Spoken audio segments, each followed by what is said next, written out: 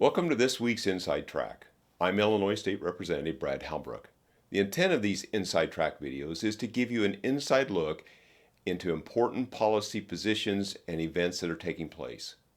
The Illinois General Assembly's Fall Veto Session is an annual event typically convened in late October or November, and its primary purpose is for the Assembly to reconsider bills that the governor has vetoed during the legislative year.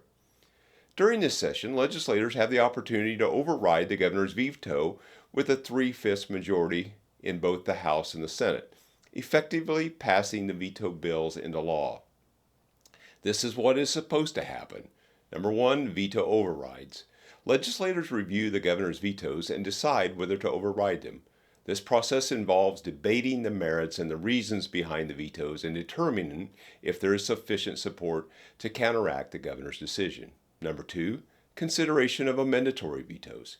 This session may also address any amendatory vetoes where the governor suggests modifications to bills. Lawmakers can choose to accept the changes, override the veto, or let the bill die. Number three, limited new legislation. While the main focus is on vetoed bills, some new legislation requires urgent attention may also be considered, albeit to a lesser extent than during the regular session. However, here's what actually has happened over the last few years. Number one, political dynamics. The fall veto sessions have been significantly influenced by the political dynamics between the governor's office and the General Assembly in years where the governor and the legislative majority are from different parties. The sessions may see serious contentious debates and fewer successful overrides. Number two, limited overrides. Historically, the Assembly has not always opted to exercise its power to override vetoes extensively. Instead, compromises may be often reached, or the political climate may not support the necessary majority for the overrides. Number three, focus on key issues. In recent years, certain pressing issues such as budgetary concerns, healthcare, criminal justice reform, and education funding have dominated the agenda during the veto sessions, sometimes at the expense of less urgent items.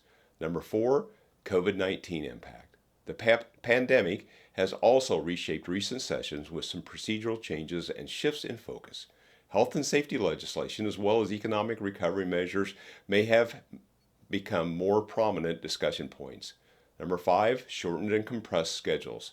Occasionally, the duration and schedule of the fall veto sessions have become adjusted due to unforeseen circumstances or shifts in legislative priorities, leading to a condensed window of legislative activity. In summary, while the fall veto session is designed to specifically address vetoed legislation, the political landscape, special agendas of the governor and other leaders, and urgent state matters have historically shaped its proceedings. The session remains a pivotal time for Illinois legislators to address key issues and mold state policy, even if not always strictly adhering to its intended purpose. In closing, I hope this information is helpful and I want to hear from you. I want your feedback. Please go to the link provided in the description and let me know your thoughts. Please leave me your comments and suggestions on this topic and other topics for future discussions. Your feedback is vital. Thank you for taking time to watch. Don't forget to like, follow, share, and subscribe to my channels and hit the notification bell to stay up to date. Thank you.